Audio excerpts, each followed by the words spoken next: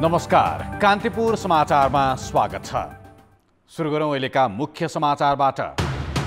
Lockdown खुलेपछि महामारीको जोखिम झन बढ्यो। आज 100 जना कोरोना संक्रमित थपिए। एक चिनिया महिला सहित 2 जनाको मृत्यु। कोरोनाबाट बढी प्रभावित क्षेत्रमा अहिले पनि संक्रमणको फैलावट उस्तै। वीरगञ्जमा 29 जनामा परीक्षण अगावै लक्षण देखियो। संक्रमण नरोकिएपछि सप्तरीमा निषेधाज्ञा। सांसदले निर्वाचन क्षेत्रमा बाँड्ने रकम कोरोना कोषमा ल्याउने सरकारी निर्णय घोषणामै सीमित। कार्यकर्ता पोस्न टुक्रै योजनामै सकियो बजेट। शेयर बजारमा नयाँ लगानीकर्ताको आकर्षण बढ्नै सकेन। घट्दो बजार र प्राथमिक शेयर निष्कासनमा कमी आउँदाको परिणाम।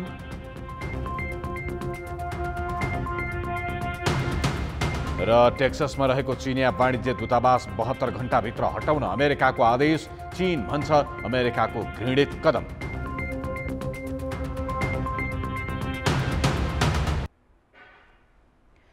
कोरोना संक्रमणबाट पछिल्लो 24 घण्टामा 2 जनाको मृत्यु भएको छ। 100 जना नयाँ संक्रमित थपिएका छन्।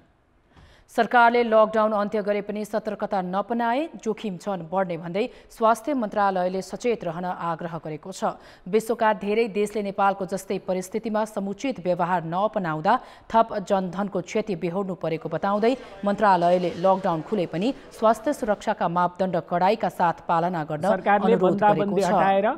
विभिन्न क्रियाकलापहरूलाई बिस्तारै सञ्चालनमा ल्याउने निर्णय गरेको छ। यसलाई हामीले कोभिड-19 को महामारी सकिएको भनेर नबुझिदिनु हुन सबैमा अनुरोध छ। जोखिम अझै धेरै नै छ। विश्वका धेरै देशहरूले हाम्रो वर्तमानको जस्तो अवस्थामा त्रुटि गर्नाले धेरै जनधनको क्षति बेहोरेको हामीले देखेका, पढेका वा सुनिरहेका छौँ। हामी सबैको समुचित व्यवहार हुन सकेन भने यो बिस्तारै खुकुलो बनाउँदै गइएको परिवेशले हामी कहाँ जोखिम निम्त्याउन सक्छ भन्ने कुराको सबैले हेक्का राख्नुपर्ने हुन्छ। स्वास्थ्य मन्त्रालयका अनुसार पछिल्लो 24 घण्टामा कोरोना भाइरस संक्रमणबाट एक विदेशी नागरिक सहित 2 जनाको मृत्यु भएको हो। 49 वर्षकी चिनिया नागरिकको आज बिहान शिक्षण अस्पताल महाराजगञ्जमा उपचारका क्रममा मृत्यु भएको छ। उनलाई पोखराको मणिपाल अस्पतालमा कोरोना पुष्टि भएपछि गैराती शिक्षण अस्पतालमा ल्याइएको थियो। उनमा मुटुको रोग पनि थियो। यसैगरी महोत्तरीका 60 वर्षीय पुरुषको बीपी कोइराला स्वास्थ्य विज्ञान प्रतिष्ठान धरानमा मृत्यु भएको छ। पछिल्लो 24 घण्टामा 87 जनाको पीसीआर परीक्षण गर्दा 100 जनामा भाइरस देखिएको छ। काठमाडौँमा 3, सप्तरीमा 18, दैलेखमा 16, डोटीमा 7, पर्सा र कालीकोटमा 6 जना संक्रमित थपिएका छन्। यो सँगै कोरोना संक्रमितको कुल संख्या 18,094 पुगेको छ। रौतहट, कैलाली र बाजुरामा 500 भन्दा बढी संक्रमित छन्। असार पहिलो साता यताको संक्रमण अवस्थालाई तुलना गर्दा कोरोना परीक्षण र संक्रमितको संख्या 8 देखि 10% घटेर 2 देखि 3% झरेको मन्त्रालयको भनाइ छ। तर दैनिक करिब 2000 जना भारतबाट स्वदेश फर्कने गरेकाले क्वारेन्टिनमा रहेको संख्या नघटेको समेत मन्त्रालयले स्पष्ट पारेको छ। कोरोना भाइरसको संक्रमण फैलिन नदिन 4 महिना अघि गरिएको लकडाउन मंगलबार रातिदेखि औपचारिक रूपमा अन्त्य भएको छ। तर लकडाउन संक्रमणको जोखिम सकिएर खोलिएको भने होइन। बरु सरकारी तथा निजी सबै क्षेत्र खुला गरिएपछि महामारी फैलिन जोखिम झन बढेको छ। लकडाउन खोलिएपछिका जोखिम नियन्त्रण गर्न सरकारको योजना के छ त? लकडाउन अन्त्य भएको घोषणा गरेको सरकारले यसको जोखिमको अवस्था र सचेत रहन अपनाउनु पर्ने विधिका विषयमा ठोस धारणा सार्वजनिक गरेको छैन। देशका सबैजसो भूभागमा एकनासले संक्रमित भेटिरहेका बेला लकडाउन खोल्ने निर्णयसँगै बस्नका लागि अपनाउनु पर्ने उपाय र सरकारी योजना पनि सार्वजनिक गर्नुपर्ने थियो। तर पर्याप्त सूचना र सचेतना बिनै सरकारले अचानक लकडाउन हटाइदिएपछि जताततै भिडभाड र बिना सावधानी आवागमन बढेको छ। लकडाउन चाहिँ पहिलेकै स्थितिमा फर्केको होइन। केही मापदण्डहरू अपनाएर यो जुन लामो समयसम्मको ग्याप रह्यो, कामको ग्याप रह्यो होइन, विभिन्न व्यक्तिहरूको आफ्नो रोजीरोटीको कुरा पनि रह्यो, देशलाई एउटा अगाडि मुभ गराउने कुरा रह्यो। तर यति गर्दै सबैभन्दा ठुलो नागरिकको स्वास्थ्य हो। अबको बेलामा चाहिँ स्वास्थ्य तपाईँ हाम्रो हातमा छ। आफू स्वस्थ रहँदै यो संक्रमणबाट बच्दै आफ्नो दैनिक क्रियाकलापहरू गर्न जरुरी छ, होइन भने फेरि हामी लकडाउनमै फर्किनुपर्ने अवस्था हुन सक्छ। लकडाउनको अवधिमा संक्रमण फैलन नदिनुका साथै खुला भएपछि के कस्ता विधि अपनाएर अगाडि बढ्ने भन्ने तयारीमा समेत उपयोग गर्नुपर्ने थियो। 4 महिना लामो लकडाउन गरेको सरकारले यसलाई खोल्दा के कस्तो तयारी गर्नुपर्ने थियो भन्नेतर्फ सोचेको देखिँदैन। परीक्षणको दायरा खुम्चिएको र नयाँ संक्रमित एकनासले थपिरहेको तथ्याङ्कले परिस्थिति जुनसुकै बेला बिग्रने जोखिम छ। कुन आधारमा पुरै नेपालभरि एकैचोटि लकडाउनको अन्त गरियो? के त्यसको के अध्ययन भएको थियो कि? के भएको थियो भने त्यसको अध्ययनको परिणामहरू के थिए? त्यसको आधारमा गरे हो कि हठात गरिएको हो? यो कुरा एउटा।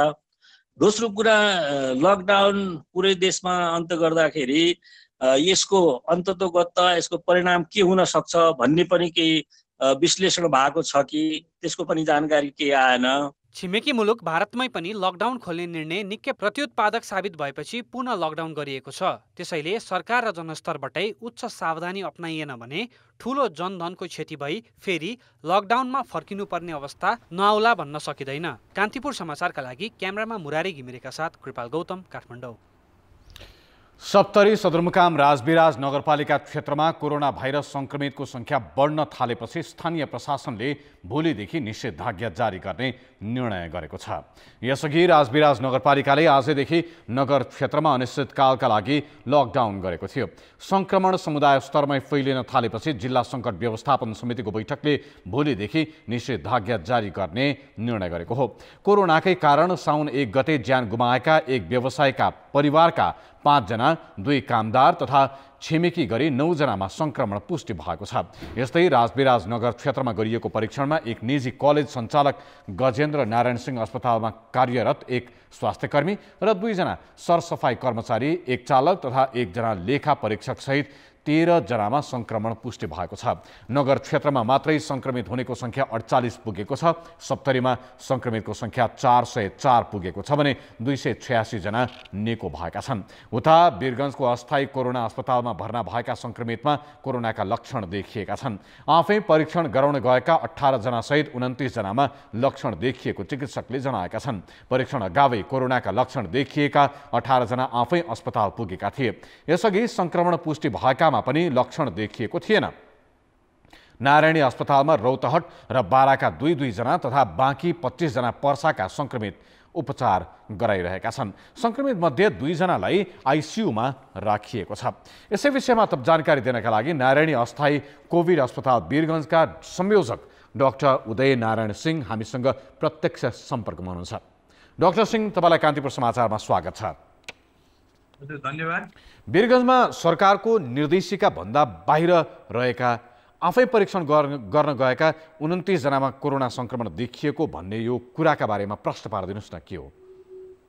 29 जना त होइन, यसमध्ये 18 जना चाहिँ आफै स्वयं परीक्षण गराउन जुन नेपाल सरकारले अहिले शुल्क लिएर जुन परीक्षण गर्ने जुन निकाल्नु भएको छ, त्यो अनुसार 18 जना चाहिँ विभिन्न ठाउँका र जसमध्ये अधिकांशलाई केही न केही, 2 जना बाहेक अरू सबैजनालाई केही न केही लक्षण भएर उहाँहरूलाई ज्वरो अथवा खोकी लाग्ने, अन्यत्र उपचार गराइरहेका र निको नभएका उहाँहरू चाहिँ स्वस्फूर्त तरिकाले आफै परीक्षण गराउन जाँदाखेरि चाहिँ उहाँहरूमा चाहिँ संक्रमण पुष्टि भएको छ र उहाँहरू सबैजना अहिले हाम्रो अस्थायी नारायणी अस्पतालमा अहिले उपचाररत हुनुहुन्छ।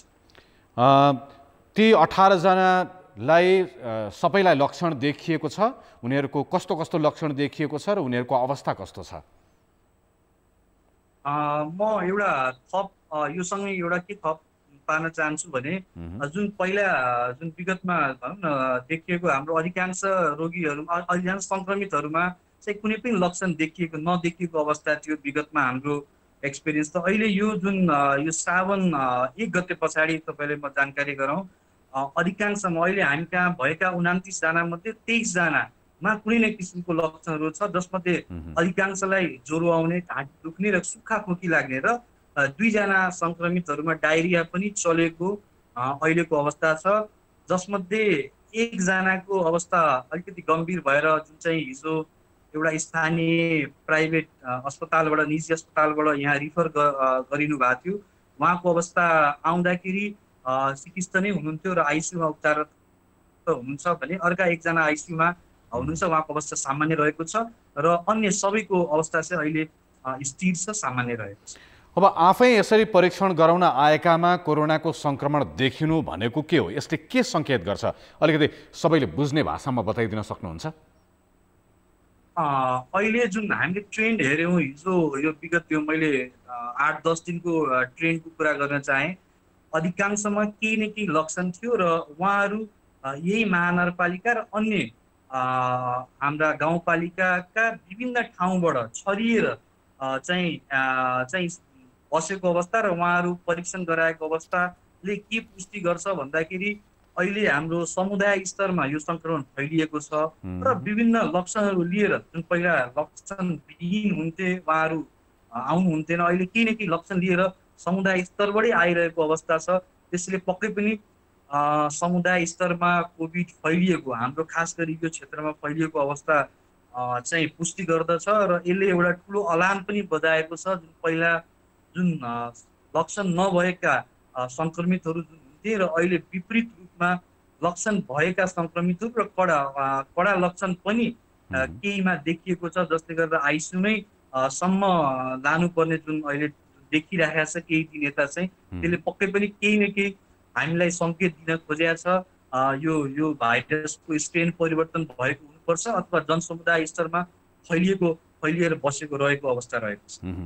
जस्तो ती सङ्क्रमितहरू जो लक्षण देखिएर परीक्षण गराउन भनेर आएका थिए, उनीहरू लक्षण देखिने बित्तिकै परीक्षणको लागि आइपुगेका होइनन्। तीमध्ये कतिपयले अन्यत्र विभिन्न खालका उपचार गर्ने प्रयास पनि गरेका थिए भनेर तपाईँले नै बताउनु भयो। अब सरकारले लकडाउन खोल्ने घोषणा गरिसकेको छ। यो स्थितिमा यसबाट पर्न सक्ने प्रभाव के हुन सक्छ?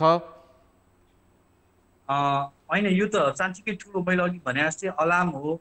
अब यसमा जुन अहिले जुन खुलस्त रूपमा हिजोबाट पूर्ण रूपमा लकडाउन फ्री भन्ने कुरा घोषणा गरियो र अहिले जुन समुदाय स्तरमा बसिरहेका जुन सङ्क्रमितहरू छन् उहाँले पक्कै पनि यो ठुलो लकडाउन जुन पूर्ण रूपमा बन्द गरियो यसले चाहिँ तीव्र रूपमा अहिले जुन हिडन केसेसहरू छन् यसले एकअर्कालाई सार्ने छ र स्थिति हुनसक्छ यसलाई अलिक विशेष तरिकाले हामीले भनौँ न उपायहरू खोजेनौँ भने यसले ठुलो मास कम्युनिटी जुन भनिन्छ स्टेज 4 हो, पक्कै पनि अहिलेको कम्युनिटी लेभलबाट मास स्प्रेड सम्म जाने खतरा रहन्छ, जुन चाहिँ धान्न नसक्ने स्थिति पनि रहन सक्छ। त्यसैले अहिले जुन कम्युनिटी लेभलको हामीले कुरा गरेका छौँ त्यसलाई त्यही लेभलमै सीमित राख्ने प्रयासहरू गर्नुपर्छ, नत्र मास स्प्रेड भए पछाडि चाहिँ स्थिति भयावह हुने अवस्था रहन सक्छ। धन्यवाद डाक्टर सिंह। हुनुहुन्थ्यो नारायणी अस्थायी कोभिड अस्पताल वीरगञ्जका संयोजक डाक्टर उदय नारायण सिंह। त्यहाँ 18 जना बिरामी जो अहिले उपचाररत छन्, उनीहरू आफै लक्षण देखिएपछि परीक्षण गराउन आउँदा कोरोना संक्रमण देखिएका बिरामी रहेको जानकारी उहाँले गराउनुभयो। भारतबाट आउने क्रम नरोकिँदा सुदूरपश्चिममा कोरोनाको जोखिम घट्नुको साटो झनै बढ्ने देखिएको छ। महामारीको उच्च जोखिम रहेको भारतबाट अहिले पनि नेपाल आउने क्रम रोकिएको छैन। केही दिन अघिसम्म भारतबाट आउनेलाई सम्बन्धित गाउँपालिकाले क्वारेन्टिनमा राख्ने व्यवस्था गरेको भए पनि अहिले आउनेलाई सिधै घर जान दिने गरिएको छ। सीमा नाका तत्काल व्यवस्थापन नगरे भारतमा महामारी नियन्त्रण नभएसम्म नेपालमा पनि नियन्त्रण हुन नसक्ने चिकित्सकको भनाइ छ। यो कैलालीको धनगढीसँग जोडिएको गौरीफन्टा नाका हो। यो नाकाबाट हिजो आज पनि धमाधम यसरी नै मानिसहरू निर्बाध नेपाल प्रवेश गरिरहेका छन्। केही दिन अघिसम्म भारतबाट नेपाल आउनेलाई सम्बन्धित पालिकाले आफ्नै क्षेत्रका क्वारेन्टिनमा राख्ने गरेको भए पनि एक साता यता उनीहरूले क्वारेन्टिनमा राख्न छोडेका छन्। भारतबाट आउने अब आफ्नै तरिकाले निर्बाध घर गइरहेका छन्। हामीले यसलाई बिस्तारै क्वारेन्टाइनलाई घटाएर होम क्वारेन्टाइनमा बढाएका छौँ र होम क्वारेन्टाइनमा जाँदाखेरि सम्बन्धित व्यक्तिले आफू अनुसारको खानपिन गरेर पनि बस्न सकिन्छ र परिवारको स्याहार सुसार पनि गर्न सकिन्छ। विविध कारणले गर्दा पनि अहिले होम क्वारेन्टाइनलाई महत्त्व दिएका छौँ र हामीले के भनेका छौँ भने तपाईँहरू होम क्वारेन्टाइन बस्दाखेरि तपाईँलाई ज्वरो आयो, रुगाखोकी जे आउँछ त्यो तुरुन्त हामीलाई खबर गर्नुहोस् र हामी आएर पिसिआर तपाईँहरूको पिसिआर हामीले गर्छौँ भनेर त्यसरी हामीले यस राखेको अवस्था छ अहिलेसम्म त्यसमा। तर चिकित्सकले भने भारतबाट अहिले नेपाल आउने मानिसबाट सुदूरपश्चिम क्षेत्र उच्च जोखिममा रहेको दावी गरेका छन्। उनीहरूले नाकामै होल्डिङ सेन्टरको व्यवस्थापन गरी परीक्षणको व्यवस्था मिलाइनुपर्ने या त नाका नै बन्द गरिनुपर्ने सुझाव दिएका छन्। डरलाग्दो कुरो के भइदियो भने एसिम्प्टोमेटिक लक्षणविहीन केसेसहरू झन् बढी भयो क्या। त्यसले गर्दाखेरि चाहिँ नि अब सानो समाज, साँगुरो समाज है, हाम गरिबीको देश, कतिपय middle class, lower middle class फ्यामिलीहरू पनि या लोवर क्लास फ्यामिलीहरू पनि एउटै कोठामा सबै परिवार बस्ने, गाई बस्तुदेखि लिएर मानिसहरू सबै सेयर गरेर बस्नुपर्ने बाध्यता भएको ठाउँ हो। त्यस्तोमा चाहिँ ट्रान्समिसनको रेट सर्ने चाहिँ नै एकदमै हाई हुन्छ। त्यही भएर त्यस्ता सस्पेक्टेड मानिसहरूलाई यदि इन्डियाबाट आउनु भएको छ, सस्पेक्टेड ठाउँबाट आउनु भएको छ भने सिधै कम्युनिटीमा गाउँघरमा पठाउनु भन्दा पनि, होम क्वारेन्टाइन भन्दा पनि पहिला सुरु बोर्डर साइडमै क्वारेन्टाइन गरेर पिसिआर नेगेटिभ आएपछि अनि बल्ल पठाउनु चाहिँ जायज हुन्छ जस्तो लाग्छ। चैतदेखि बन्द सीमा नाका सरकारले 2 महिना अघि गएको जेठ 11 गते खोलेको थियो। नाका खुले लगत्तै भारतबाट आउने मानिसको लर्को नै लाग्यो। जेठमा यहाँका नाकाबाट 1,13,066 जना मानिस भित्रिए भने असारमा 22,300 मानिस नेपाल प्रवेश गरे। अहिले पनि दिनमा 300 देखि 500 को हाराहारीमा भारतबाट नेपाल आइरहेका छन्। विश्वमै कोरोना भाइरसको महामारीको तेस्रो स्थानमा रहेको भारतबाट यसरी निर्बाध नेपाली प्रवेश गरिरहँदा प्रदेश सरकार र स्थानीय प्रशासनलाई भने कुनै वास्ता छैन। सम्भव भएमा चाहिँ अब यसलाई चाहिँ यहीँ कैलालीमै चाहिँ उहाँहरूलाई चाहिँ अब क्वारेन्टाइनमा राख्ने, करिब चाहिँ अब 5 दिनदेखि 7 दिनसम्म क्वारेन्टाइनमा राखेर यहीँ अब पिसिआर टेस्ट गरेर त्यसरी पठाउने कि भन्ने किसिमको त्यो लाइनमा छलफल भइरहेको छ। त्यसमा चाहिँ होमवर्क पनि हुँदैछ। चाहिँ अब हाम्रो यो स्वास्थ्य यो सामाजिक विकास मन्त्रालयले पनि होमवर्क गर्दैछ, त्यसरी जाने कि भन्ने किसिमको सोचाइ छ अहिले चाहिँ। अब सुदूरपश्चिम प्रदेशमा कोरोना भाइरस संक्रमितको संख्या हालसम्म 4,000 नागेको छ भने 8 जनाको मृत्यु भइसकेको छ। भाइरसको संक्रमण पुष्टि भएका 1,679 जना निको भएर घर फर्किएका छन्। जेठ यता करिब 1.5 लाख मानिस आए पनि सोमबारसम्म 29,271 जनाको मात्रै पिसिआर परीक्षण गरिएको छ। तर सीमा नाकामा निगरानी नहुँदा कोरोना भाइरसको महामारी फैलिएको भारतबाट मानिस बिना परीक्षण निर्बाध रूपमा घर गइरहेका छन्। यसले सुदूरपश्चिममा मात्र होइन, नेपालमै कोरोना भाइरसको जोखिम नियन्त्रण नहुने हो कि भन्ने शंका उत्पन्न भएको छ। तसर्थ भाइरसको संक्रमण नियन्त्रणका लागि अब सीमानाका बन्द गर्न ढिलाइ गर्नु हुँदैन। कान्तिपुर समाचारका लागि क्यामेरामा सुदीप थापाका साथमा टेकराज जोशी, धनगढी, कैलाली। ब्रेकपछि स्वागत छ। जनस्तरमा व्यापक आलोचित बनेको स्थानीय पूर्वाधार विकास साझेदारी कार्यक्रम अन्तर्गत खर्च हुन नसकेको रकमलाई कोरोना कोषमा ल्याउने सरकारी निर्णय केवल घोषणामै सीमित भएको छ। सांसदले आफ्नो निर्वाचन क्षेत्रमा कार्यकर्ता रिझाउन र राजनीतिक प्रभाव बढाउन जथाभावी खर्च गर्ने 9 अर्ब 90 करोडको यस कार्यक्रमको झण्डै 5 अर्बभन्दा बढी रकम कोरोना कोषमा जम्मा हुने अपेक्षा थियो। तर अहिलेसम्म एकाध बाहेकका सांसदले कोरोना कोषमा रकम जम्मा गरेका छैनन्। कैलालीको गोदावरी नगरपालिकाले असार 15 पछि स्थानीय पूर्वाधार साझेदारी कार्यक्रमको रकम परिचालन गर्ने गरी 32 लाख रुपियाँको ठेक्का सम्झौता गरायो। वर्षभरि रकम खातामै थुपारेको नगरपालिकाले आर्थिक वर्षको अन्त्यतिर टुक्रे योजना खडा गरी सरकारी निर्णय विपरीत दायित्व सिर्जना गराएको हो। रौतहटका फतुवा, विजयपुर सहितका स्थानीय तहले पनि सरकारी निर्णय विपरीत 36 लाख रुपियाँ तिर्नुपर्ने बनाएका छन्। त्यस्तै धनुषा, सप्तरी, सिरा लगायतका जिल्लामा पनि धमाधम असारे विकासमा खर्च गरियो। यता भक्तपुरको मध्यपुर थिमी नगरपालिकाले पनि 15 लाखका योजना देखाएर खर्च नभएको रकम कोरोना कोषमा ल्याएन भने काठमाडौँ महानगरपालिकाले विष्णुमती करिडोरमा लिङ्क रोड क्रसिङ पुलको शिलान्यास गरेको छ। यति मात्र होइन, सांसदहरू आफै क्षेत्रमा पुगेर कार्यकर्ता पोस्ने गरी टुक्रे योजनामा सम्झौता गर्न लगाएका छन्। कोरोनाको महामारी सुरु भए लगत्तै यो रकम कोरोना कोषमा ल्याउन दबाव बढेपछि सरकारले असार 2 मा बल्ल तल्ल निर्णय गरेको थियो। तर सरकारको निर्णय कार्यान्वयन गर्न न सत्तारूढ दलले आफ्ना सांसदहरूलाई बाध्य पारेको छ, न त यो कार्यक्रम नै खारेज गर्नुपर्छ भन्ने प्रतिपक्षी सांसदले कोरोना कोषमा रकम जम्मा गरेका छन्। निस्सन्देह सरकारको कोष दुरुपयोग नहोस् भन्नका लागि चाहिँ जुन प्रकारको कार्यविधि बनाएको छ त्यो कार्यविधिलाई सबैले फलो गर्नुपर्छ भन्ने नै हो। कार्यविधि फलो गर्ने क्रममा चाहिँ बढीभन्दा बढी भूमिका कहाँ देखिन्छ भन्दाखेरि चाहिँ अब जुन जुन पालिकामा चाहिँ परियोजना परेको चाहिँ छ त्यो पालिकाहरूको दायित्व र जिम्मेवारीभित्र बढी देखिन्छ। किन त भन्दाखेरि सुरुमा परियोजना छनौट गर्ने क्रममा, आर्थिक वर्षको सुरुमा परियोजना छनौट गर्ने क्रममा चाहिँ पालिकाहरूले प्रस्ताव गरेका परियोजनाहरू मध्येबाट चाहिँ तोकिएको रकमको सीमाभित्र, दायराभित्र चाहिँ सांसदहरूले चाहिँ परियोजना सिफारिस गर्ने हो। जुन दिन निर्णय गरे त्यो दिन उनीहरूकै रेकर्डले भनेअनुसार कोषको 30% भन्दा कम खर्च भएको भन्थे। अब सबै आउने भयो कोरोना कोषमा भनेको, तर जुन दिन निर्णय गरे त्यसपछि धमाधम त्यो कोषको पैसा यसरी खर्च गरे। अब मैले सुरुदेखि भनिरहेको थिएँ यसको धेरै राम्रो उपयोग हुन सकिरहेको छैन भनेको थिएँ। त्यो कुरो झन् देखिएको छ यसपल्ट। यसरी खर्च गरे कि केही पनि पैसा बाँकी रहेन। महालेखा नियन्त्रक कार्यालयका अनुसार चैत मसान्तसम्म करिब 60 करोड मात्रै खर्च भएको यो कार्यक्रममा सरकारले निर्णय गर्दासम्म झन्डै 5 अर्ब बाँकी थियो। तर यो निर्णयपछि पनि धमाधम योजना बाँडेर त्यतै खर्च गर्नुपर्ने अवस्था बनाइएको छ। स्थानीय पूर्वाधार विकास कार्यक्रम जसलाई यहाँले सांसद विकास कोष पनि भन्नुहुन्छ, त्यसमा पनि हाम्रो चाहिँ यो गत 15 गतेसम्म नभएको खर्चलाई त हामीले सबै त्यसलाई सिज गर्ने भनिसकेका छौँ। भनिसकेपछि कोरोना कोषमा राख्ने वा सिज गर्ने कुराहरू भनिसकेका छौँ। हरेक निर्वाचन क्षेत्रमा वर्षमा 6 करोड रुपियाँ टुक्रे आयोजना र अनुत्पादक क्षेत्रमा खर्च गरिने यो कार्यक्रम आफैमा विवादित र औचित्यहीन छ। अहिलेसम्म कति रकम खर्च भयो भन्ने एकिन तथ्याङ्क सङ्घीय मामिला र अर्थ मन्त्रालयसँग आइ नसके पनि कोषको 5 अर्ब भन्दा बढी रकम खर्च भइसकेको प्रारम्भिक विवरणबाट देखिएको छ। कान्तिपुर समाचारका लागि क्यामेरामा प्रवीण ग्यावालीका साथ बाबुराम तिमिलसिना, काठमाडौँ। काठमाडौँ उपत्यका प्रवेश गर्ने मुख्य नाकाको रूपमा रहेको पृथ्वी राजमार्ग आज पनि सञ्चालनमा आउन सकेन।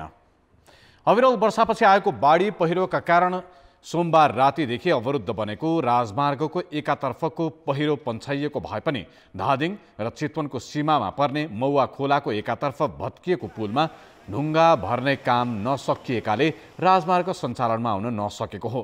भत्किएको पुलको एक भागमा तार जालीमा ढुङ्गा भर्ने काम भइरहेकाले भोलि मध्याह्नसम्ममा यातायात सञ्चालन हुन सक्ने अनुमान गरिएको छ। मुगलिङ नारायणगढको प्रायः सबै सेक्सनहरू एकतर्फी खुलाइसक्यौँ। कोनोइ चाहिँ अब हाम्रो मुवा खोलाको पनि खोलो डाइभर्ट गरेर गइसकेका छौँ। खोलोलाई चाहिँ हाम्रो एउटा लाइनमा गइसक्यो र हामीले यो टेवा पर्खाल जुन हाम्रो एप्रोच क्षतिग्रस्त भएको थियो त्यसमा तलबाट टेवा पर्खालको प्रक्रिया सुरु भइसक्यो। 2 लेयर ग्याबिन हालिसक्यौँ। 65 सेकेन्ड जुन चाहिँ अलिक गाह्रो हो, तल रिभर बेड लेभल गर्ने भएकोले अब बाँकी कार्य जारी रहेको, सबै मोबिलाइज भइसकेकोले गर्दा भोलि 12 बजेसम्म हामीले सायद सुचारू गर्न सक्छौँ होला। अवरुद्ध पृथ्वी राजमार्गको पहिरो पन्छाउन सडक विभाग र 3वटै सुरक्षा निकायका जनशक्तिका साथै उपकरण समेत परिचालन गरिएको छ। यता बीपी राजमार्ग र पाल्पाको सिद्धबाबा क्षेत्रको पहिरो पन्छाएर आज बिहानदेखि एकतर्फी रूपमा यातायात सञ्चालन गरिएको छ। सरकारले यसै साता 100 नमुना विद्यालय छनौट गरेको छ। यो समेत गरी नमुना विद्यालयको संख्या 422 पुगेको छ। सामुदायिक विद्यालयको शिक्षण सिकाइमा सुधार र पूर्वाधार विकास गर्ने उद्देश्यले सरकारले हरेक स्थानीय तहमा नमुना विद्यालय बनाउने अवधारणा ल्याएको हो। तर व्यवस्थापकीय कमजोरीका कारण कतिपय नमुना विद्यालय नाम मात्रका छन्, जसले लगानी अनुसारको प्रतिफल हासिल गर्न सकेका छैनन्। विद्यालयको भौतिक पूर्वाधार र शिक्षण सिकाइ सुधार गर्ने उद्देश्यले शिक्षा मन्त्रालयले 4 वर्ष अघिबाट नमुना विद्यालयको अवधारणा ल्याएको हो। पछिल्लो पल्ट असार 31 गते मन्त्रीस्तरीय निर्णय गरी 100 वटा नमुना विद्यालय छनौट गरी 422 पुर्याइएको छ। कक्षा 11 र 12मा विज्ञान संकायको पठन पाठनलाई प्राथमिकता दिई शिक्षा मन्त्रालयले उपत्यका र पहाडमा 10 रोप्नी र तराईमा 2 बिघा जग्गा विद्यालयको नाममा भएको एसईको 3 वर्षको नतिजा र औसत विद्यार्थी सङ्ख्या भएकालाई आधार मानेर नमुना विद्यालय छनौट गर्दै आएको छ। म्यान्डेटरी भनेको जग्गा छ, अनि त्यस्तै गरेर चाहिँ त्यहाँ परीक्षाको रिजल्ट, अनि त्यस्तै त्यहाँ चाहिँ कक्षा 11-12 चाहिँ चलेको अवस्था लगायतको चाहिँ र त्यसको चाहिँ कस्तो ठाउँमा लोकेसन छ, त्यसको सेवा क्षेत्र के छ, त्यसले कति चाहिँ अरू विद्यालयलाई कति सहयोग पुर्याउन सक्छ, ती आदि कुराहरूका आधारमा चाहिँ त्यो नमुना विद्यालय चाहिँ छनौट हुन्छ। 322 नमुना विद्यालय यसअघि नै छनौट भएर त्यो कार्यान्वयनमा गइसकेको अवस्था छ भने अहिले 100 वटा नमुना विद्यालय छनौट भएको छ र यसरी 422 नमुना विद्यालय छनौट भएका छन्। नमुना विद्यालय सबैलाई पाएक पर्ने ठाउँमा र बिजुली र सूचना प्रविधिको सुविधा हुनुपर्ने प्रावधान छ। यस्ता विद्यालयले शैक्षिक गुरुयोजना निर्माण गरी शिक्षाको स्तर माथि उकास्ने अपेक्षा गरिएको छ। नमुना छनौट भएका विद्यालयलाई भौतिक पूर्वाधार निर्माणका लागि 1 करोड र शैक्षिक पूर्वाधारका लागि 50 लाख समेत गरी प्रति वर्ष 1 करोड 50 लाख रुपियाँ उपलब्ध गराइन्छ। 4 वर्षको दौरानमा करिब 10 अर्ब रुपियाँ भन्दा बढी यही नाममा खर्च भइसकेको छ। तर लगानी शैक्षिक उपलब्धि त हुन सकेको छैन नै, पछिल्लो पल्ट नेताहरूका सिफारिस र पहुँचका आधारमा जथाभावी रूपमा विद्यालयलाई नमुना सूचीमा पार्न थालिएको छ। त्यो बाहेक अरू विद्यालयहरूलाई चाहिँ 1 वर्षको 1 करोड 50 लाखका दरले हामीले अनुदानहरू दिएका छौँ, दिन प्रारम्भ गरेका छौँ र त्यो चाहिँ शैक्षिक र भौतिक दुईटै पक्षको विकासका लागि दिने गरेको छ। र त्योभन्दा अगाडि विद्यालयले चाहिँ जब छनौट गर्छ, छनौटपछि उसले गुरुयोजना बनाउनुपर्छ। त्यो गुरुयोजना विगतमा स्थानीय तहमै त्यो रकम दिएर विद्यालयमै रकम दिएर गुरुयोजना बनाउन लगायौँ भने यो वर्ष हामीले केन्द्रबाटै गुरुयोजना बनाउने टिम छानेर गुरुयोजना बनाउने क्रममा रहेको छ। कतिपय नमुना छनौट भएका विद्यालयहरूले अगति उत्साहजनक तरिकाले कामहरू गरेका पनि पाइन्छ। त्यो तर अपेक्षाका दृष्टिकोणले नै तुलना गरेर भन्ने भने अझै पनि सुधार गर्नुपर्ने क्षेत्रहरू धेरै बाँकी रहेका छन्। त्यसो त सरकारले विदेशी दाताको सहयोगमा सञ्चालित विद्यालय क्षेत्र विकास योजना SSDP को अवधिमा 2080 सम्ममा देशभरि गरी 1000 नमुना विद्यालय विकास गर्ने लक्ष्य थियो। यस हिसाबले SSDP को लक्ष्य हासिल गर्नु चुनौतीपूर्ण मात्र भएको छैन, नमुना र अरू साधारण विद्यालय बीच कुनै तात्विक भिन्नता समेत पाउन सकिएको छैन। कान्तिपुर समाचारका लागि क्यामेरामा रूपक कोइराला र प्रवीण गेवालीका साथ नारायण किलम्बु, काठमाडौँ। सरकारले लकडाउन अन्त्यको घोषणा गरेपछि आज बिहानैदेखि चहल पहल बढेको छ। काठमाडौँ उपत्यकामा सवारी साधनको चाप बढेको छ। सार्वजनिक तथा निजी यातायात सञ्चालनमा आएसँगै उपत्यकाका मुख्य सडकहरूमा जाम बढेको छ, तर यात्रु भने कम छन्।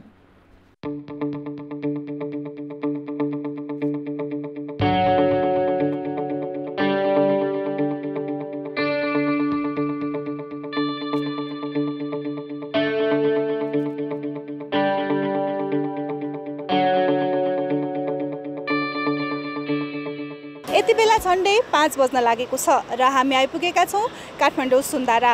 सरकारको सोमबार बसेको मन्त्री परिषदको बैठकले मङ्गलबार रातिदेखि नै लकडाउनको अन्त्य गर्ने घोषणा गरेपछि बुधबार बिहानैदेखि काठमाडौँका मुख्य सडकहरूमा चहल पहल सुरु भएको छ। आजकै दिनदेखि सरकारी कार्यालय एकै शिफ्टमा चल्ने र यातायातमा जोर बिजोर प्रणाली हटिसकेपछि सडकमा झन् धेरै चहल पहल देखिएको हो। निजी सवारी साधनको जति नै चाप देखिए पनि सार्वजनिक सवारी साधन भने रित्ता रित्ता देखिएका छन्। लकडाउन खुलेसँगै साउन 15 देखि बल्ल पर्यटन व्यवसाय सुचारू हुनेछन् भने होटल रेस्टुरेन्ट पनि खुल्न पाउनेछन्। तर लकडाउन सुरु भएदेखि प्रत्यक्ष प्रभावमा परेका विद्यालय, कलेज, तालिम केन्द्र, तोकिएका बाहेकका अन्तर्राष्ट्रिय नाकाबाट प्रवेश भने कहिलेदेखि खुल्छन् टुङ्गो छैन। मान्छे अब 2 जनाको सिटमा 1 जना भन्दा बोक्न पाउँदैन।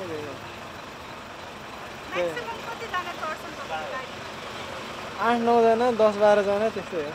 सधैँ जसो खसाखच हुने सवारी साधनहरू रित्ता रित्ता हिँडिरहेका छन्। प्राय जसो यात्रुको चाप रहने यस क्षेत्रमा आज भने सार्वजनिक यातायातहरू यात्रुको प्रतीक्षामा बसिरहेका छन्। तर पनि निजी सवारी साधनको चाप भने सडकमा उत्तिकै देखिन्छ। लकडाउन पछिको आज पहिलो दिन सार्वजनिक तथा निजी सवारी साधनको चापले काठमाडौँका सडकमा जाम नै भएको छ। कार्यालय छुट्ने समय भएकाले हुन सक्छ यति बेला सडकमा सवारी साधनको चाप निकै नै छ। कोरोनाको त डरै छ नि, अब सबैतिर हिँड्नुपर्छ, खासै डिस्टेन्स मेन्टेन्सहरू छैन। यो सरकारले लकडाउन खोलिँदाखेरि आफूलाई पनि अब के रोग लाग्दैन कि भन्ने लागिरहेछ क्या, किन अब सबै गाडीहरू मान्छेहरू सबै बाहिर निक्लेका छन् होइन। अब सुरक्षाको पालना त गर्नु परिहाल्यो, एकदम रमाइलो भइरहेछ त्यो भयो नि। लकडाउन खुकुलो भएसँगै सडकमा सवारी साधनको चाप बढ्नुका साथै सर्वसाधारणको जीवन पद्धति चलायमान भएको छ। तर यस सँगसँगै सङ्क्रमणको जोखिम पनि उत्तिकै बढेको छ। यो सँगै कोरोना सङ्क्रमण जोखिम झनै बढेको छ। त्यसैले अति आवश्यक बाहेकको यात्रा नगरौँ। कान्तिपुर समाचारका लागि क्यामेरामा प्रवीण गेवालीका साथ सृजना वास्तोला, काठमाडौँ।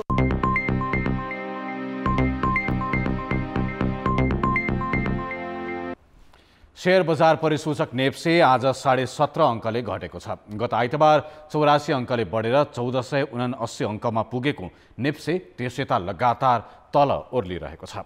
अहिले 1431.50 अङ्कमा शेयर आइपुगेको छ। शेयर बजार मैत्री मौद्रिक नीतिको प्रभावका कारण आइतबार 6% भन्दा बढीले परिसूचक बढेको थियो, तर त्यसपछिका दिनमा लगानीकर्ताले आफ्नो नाफा जोगाउन खोज्दा बिक्रीमा चाप परि परिसूचक घटेको हो। आज बजारमा 183 कम्पनीको 35,86,000 किता किनबेच हुँदा 1,53 करोड रुपियाँको कारोबार भएको छ। होटल र म्युचुअल फन्ड बाहेक सबै समूहको सूचक ऋणात्मक बनेको छ। घट्दो बजारमा पनि आज ओरिएन्टल, तारागाउँ र सोल्टी होटलका लगानीकर्ताले सबैभन्दा बढी कमाएका छन्। नेपाल सेवा लघुवित्त, घलेम्दी जलविद्युत आयोजना र सिनर्जी पावर लिमिटेडका लगानीकर्ता भने धेरै गुमाउनेको सूचीमा परेका छन्। कारोबार चाहिँ एनआइसी एसिया लघुवित्त, नेपाल पुनर्बीमा कम्पनी र नेपाल लाइफ इन्स्योरेन्सको बढी भएको नेपाल स्टक एक्सचेन्जले जनाएको छ। घट्दो शेयर बजार र नयाँ जलविद्युत आयोजनाले शेयर जारी गर्ने क्रम घटेपछि शेयर बजारमा नयाँ लगानीकर्ता थपिन पनि कम भएको छ। आर्थिक वर्ष 2075-76 मा 2,73,000 नयाँ लगानीकर्ता थपिएकोमा गत वर्ष भने 33% यस्तो सङ्ख्यामा कमी आएर जम्मा 1,81,000 मात्रै नयाँ लगानीकर्ता थपिएका छन्। विश्व शेयर बजारमा नै बजार बढेका बेला नयाँ लगानीकर्ताको घुइँचो लाग्ने गर्छ, तर बजार घटेका बेला भने खासै नयाँ लगानीकर्ता थपिँदैनन्। 2073 साउनपछि बजार घट्दो क्रममा रह्यो। 4 वर्ष अघि 1881 अङ्क कायम भएको नेप्से गत वर्षको फागुनमा 1100 अङ्कमा झरेको थियो। डिम्याट खाताको अभिलेख राख्ने सिरियस एन्ड क्लियरिङ लिमिटेडका अनुसार 4 वर्ष अघि शेयर बजारमा 4,74,000 लगानीकर्ता थपिएका थिए। गत वर्ष भने यस्तो सङ्ख्या 61%ले घटेको छ। गएको एक वर्षमा 1,81,558 जना लगानीकर्ता थपिए। आर्थिक वर्ष 2075-76 को तुलनामा पनि गत वर्ष नयाँ लगानीकर्ता थपिने क्रम 33%ले घटेको छ। अहिले शेयर बजारमा कुल 16,90,000 लगानीकर्ता छन्, जसमध्ये 61% पुरुष र 39% महिला छन् भने संस्थागत लगानीकर्ता 1% भन्दा कम छन्। 72 साल माघ 1 गतेदेखि चाहिँ हामीले कम्प्लिट फुल फेजको अपरेसनमा हामी गइसकेपछि त्यसमा के भयो भने जति पनि कारोबार गर्नुहुन्छ बजारमा उहाँहरूले चाहिँ डिम्याट खाता म्यान्डेटरी भनेर हामीले चाहिँ सुरुवात गऱ्यौँ। त्यो भइसकेपछि के भयो भने एक्टिभली मार्केटमा जति चाहिँ पार्टिसिपेन्टहरू हुनुहुन्छ अथवा चाहिँ मार्केटमा चाहिँ कारोबार गरिराख्नु भएको छ उहाँहरूले त खाता खोल्नु नै पर्यो, बाध्यात्मक परिस्थिति नै भयो। त्यो सँगसँगै त्यसपछि चाहिँ हामीले जस्तो आइपिओहरूमा पनि डिम्याट खातालाई म्यान्डेटरी गर्दै गएपछि जति पनि पछिल्ला 2-3 वर्षमा जति पनि आइपिओहरू इस्यु भए त्यसको लागि डिम्याट खाता खोल्ने क्रम चाहिँ अलिकति मासिक रूपमा बढेको कन्डिसन हो। अधिकांश शेयर लगानीकर्ता काठमाडौँ उपत्यकामै छन्। उपत्यकामा 4,81,000 जना लगानीकर्ता रहेका छन्, जुन कुल लगानीकर्ताको 28% हुन आउँछ। उपत्यकापछि भने दोलखा जिल्लामा 69,700 लगानीकर्ता छन्। सबैभन्दा थोरै सङ्ख्यामा भने मुगुमा 556, डोल्पामा 579 र मनाङमा 614 जना लगानीकर्ता छन्। यसले अहिले पनि शेयर सहर र राजधानी केन्द्रित भएको र दुर्गमका लगानीकर्तालाई आकर्षित गर्न नसकेको देखाउँछ। जलविद्युत आयोजनाले स्थानीयलाई शेयर जारी गर्नुपर्ने बाध्यात्मक व्यवस्थाले भने ग्रामीण क्षेत्रमा पनि शेयर लगानीकर्ता बढेका हुन्। धितोपत्र बोर्डका अनुसार 2075-76 मा 16वटा जलविद्युत कम्पनीले 7,56,000 किता शेयर जारी गरेका थिए। गत वर्ष भने 4वटा कम्पनीले 1,20,00,000 मात्रै प्राथमिक शेयर निष्कासन गरेका छन्। जस्तो जलविद्युत कम्पनीहरूले स्थानीयवासीहरूलाई शेयर जारी गर्ने क्रममा पनि नयाँ शेयर खाता अथवा डिम्याट खाता खोल्नेहरूको सङ्ख्या चाहिँ बढेर जाने गर्थ्यो र गत वर्ष यदि त्यो सङ्ख्यामा कमी आएको हो भने त्यसको पनि एउटा प्रभाव चाहिँ नयाँ खाता खोल्नेहरूको सङ्ख्यामा परेको हुन सक्छ। र विश्व बजारमा नै के देखिन्छ भने जब जब सेयर बजार बढ्दै जान्छ नयाँ लगानीकर्ताहरू थपिँदै जान्छन् र लगानीकर्ताहरूको आकर्षण सेयर बजारप्रति बढ्दै जान्छ र घट्दो बजारमा त्यो सङ्ख्या कम भएर जान्छ। देशभर कुल लगानीकर्ता 16,90,000 भए पनि ती सबैले दोस्रो बजारमा नियमित कारोबार गर्दैनन्। गएको एक वर्षमा 73,300 लगानीकर्ताले मात्र कारोबार गरेको नेपाल स्टक एक्सचेन्जको अभिलेख छ। यसबाट सक्रिय सेयर लगानीकर्ताहरू भने न्यून सङ्ख्यामा नै रहेको देखिन्छ। कान्तिपुर समाचारका लागि क्यामेरामा हरिशरण तिमेल सेनाका साथ सुदिल पोखरेल, काठमाडौँ। ब्रेकपछि समाचारमा पुनः स्वागत छ। कम्युनिस्ट नेता तथा पूर्व सांसद बर्मन बुढाको 90 वर्षको उमेरमा आज निधन भएको छ। रोल्पाको थवाङ घर भएका बुढाको ललितपुर स्थित पाटन अस्पतालमा उपचारको क्रममा आज बिहान निधन भएको हो। उनको आज पशुपतिमा अन्त्येष्टि गरिएको छ।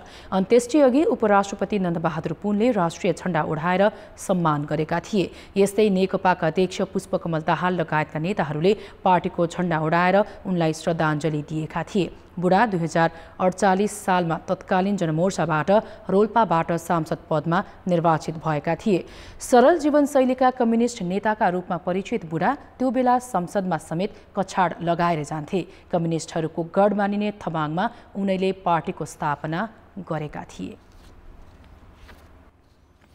अब जनमतको अन्तिम परिणाम। जनमतमा हिजो हामीले सोधेका थियौं, पर्यावरणीय जोखिमको समेत बेवास्ता गरी डोजर प्रयोग गर्नुलाई के भन्नुहुन्छ? ए विकासको हुटहुटी, बी कमजोर नियमन र सी बजेट सक्ने मेलो। जनमतको अन्तिम परिणाम यस्तो छ। ए विकासको हुटहुटीमा 18%, बी कमजोर नियमनमा 25% र सी बजेट सक्ने मेलोमा 57% मत प्राप्त भएको छ।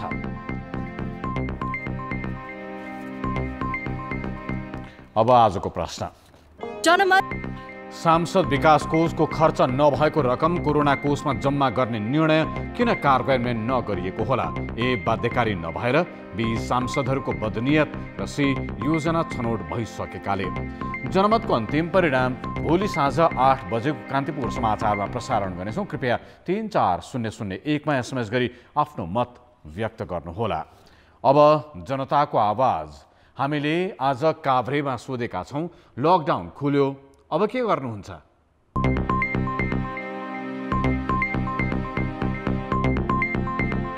सावधानी एउटा चाहिँ अपनाएर, सोसल डिस्टेन्स अपनाएर अब भोको पेटलाई चाहिँ भरेर सुरक्षित हुनको निमित्त जीविकोपार्जन गर्नको निमित्त अगाडि बढ्नुको चाहिँ विकल्प छैन। घरबाट त्यति हामी बाहिर पनि निस्किँदैन। यस्तो काम परेर आज माइत आइदिया हो। भोलि गएपछि काठमाडौँमा हो, आफ्नो पसल छ सानसिन त त्यो पसल गर्ने हो।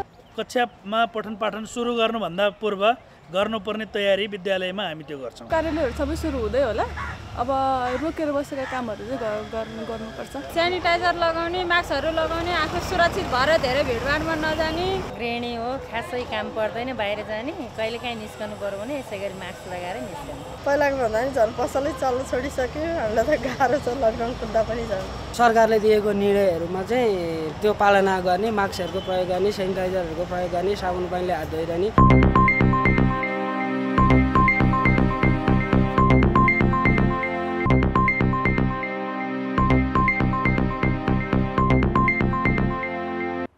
नमस्कार, कान्तिपुर खेलकुद समाचारमा स्वागत छ। खेलकुद विकासको पहिलो आधार नै पूर्वाधार हो। त्यसले खेलाडीमा आकर्षण बढ्छ भने खेलको विकासमा पनि सघाउँछ। तर नेपालमा खेलकुद पूर्वाधारको विकास कछुवा गतिमा छ। कतिपय जिल्लामा कुनै पूर्वाधार छैन भने कतै टेबल टेनिस हल मात्रै छ। आज हामी कुन जिल्लामा खेल पूर्वाधारको अवस्था कस्तो छ भन्ने जानकारी दिँदैछौँ। त्यसो त नेपालमा ठूलो पूर्वाधार बन्नकै लागि वर्षौं लाग्ने गरेको छ। त्यसमाथि खेलकुदमा सरकारको प्राथमिकता नै न्यून छ।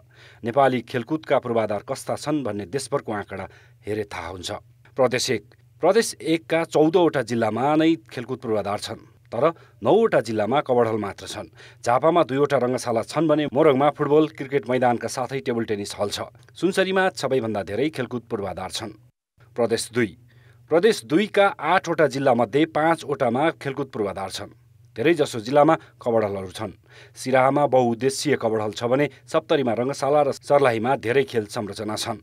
बारा र पर्सामा रङ्गशालाहरू छन्, तर रौतहट र महोत्तरीमा राष्ट्रिय खेलकुद परिषदको नाममा एउटा पनि खेल पूर्वाधार छैन। खेल पूर्वाधारका हिसाबले बागमती धनी प्रदेश हो। यहाँका 13वटा जिल्लामध्ये रामेछापमा सरकारको लगानीमा कुनै संरचना छैन। सिन्धुपाल्चोक, भक्तपुर, नुवाकोट, रसुवा र धादिङमा कवडलहरू छन्। चितवन, मकवानपुर, ललितपुर, काठमाडौँ पूर्वाधारका हिसाबले धेरै सुविधा भएका जिल्ला हुन्। गण्डकी प्रदेश, यो प्रदेशका 10 जिल्लामध्ये कास्कीमा धेरै खेल संरचना छन्। बाँकी 9 जिल्लामा सरकारको लगानीमा जिल्लामा कवडलका सानातिना पूर्वाधार मात्रै छन्। प्रदेश 5 प्रदेशका 12 जिल्लामध्ये रुकुम पूर्वमा एउटा पनि पूर्वाधार छैन। बर्दिया, बाँके, दाङमा रङ्गशाला र क्रिकेट मैदान छन्। बाँकी जिल्लामा कबड हलहरू रहेका छन्। कर्णाली प्रदेश, पूर्वाधारका हिसाबले कर्णाली प्रदेश सबैभन्दा पछाडि छ। रुकुम, पश्चिम, दैलेख, मुगुमा एउटा पनि संरचना छैन।